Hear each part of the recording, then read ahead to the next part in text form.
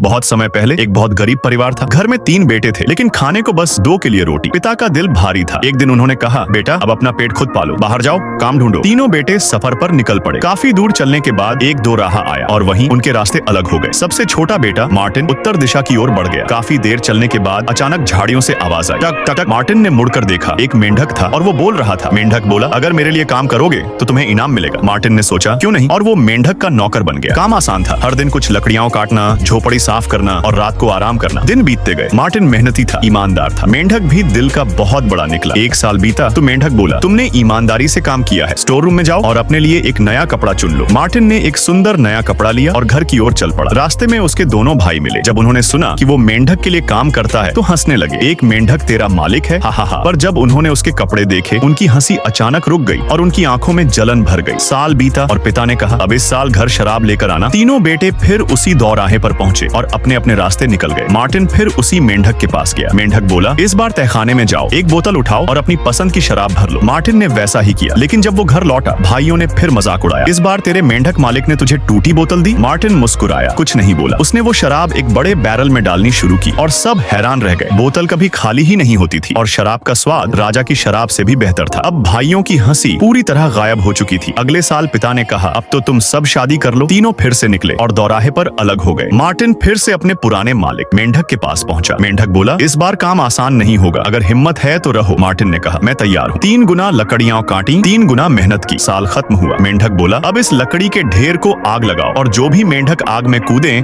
उन्हें झाड़ू से धकेलते रहना, किसी को भागने मत देना। मार्टिन डर गया। उसने कहा, अगर सब जल जाएंगे तो? मेंढक बोला, जो होगा देख लेना, बस मेरा कहाँ मानो। आग जलने लगी। सैकड़ों मेंढक उसमें कूद पड़े। रात भर लपटें उठती रही। मार्टिन ने किसी को भागने नहीं दिया। सुबह जब सूरज उगा तो वहाँ कोई मेंढक नहीं था, बल्कि एक सुंदर राजकुमारी खड़ी थी। वो मुस्कुराई और बोली, मार्टिन, मैं श्रापित थी, केवल एक सच्चा और ईमानदार इंसान ही इस श्राप को तोड़ सकता था। तुमने वो कर दिखाया है। मार्टिन की आंखें नम हो गईं। उसने कभी नहीं सोचा था कि किस्मत यूं पलट जाएगी। राजकुमारी ने कहा, अब मैं तुम्हारी हूँ, हमेशा के लिए। और दोनों ने शादी कर ली। गाँव के लोग हैरान थे। वो गरीब लड़का जिसने मेंढक के लिए काम किया अब एक राजकुमारी का पति बन चुका था। अंशु।